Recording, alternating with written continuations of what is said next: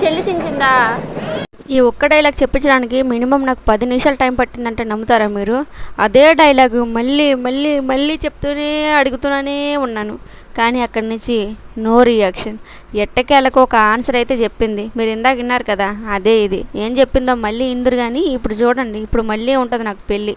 అసలు ఎన్నిసార్లు అడిగినా ఒకటే క్వశ్చన్, చెప్పిందే చెప్తుంది. పేపర్ ఎందుకు చించేసావు?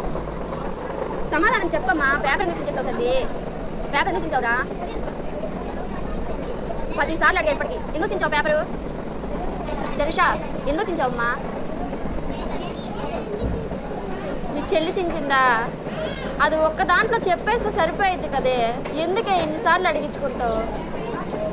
రాసావా సరిగ్గా? గుడ్. అంతే, ఇంకా ఒక్క మాటతో నేను ఇంక లెగిసి వెళ్ళిపోవడమే. ఈ పక్క సెక్షన్లో పిల్లలు మరీను ఓరి నాయనో, నాకు అసలు బుర్ర పాడు. సరేలేండి, ఇదండి మన మినీ వ్లాగు. చూసారు కదా, లైక్ కొట్టేసి వెళ్ళండి. బాయ్.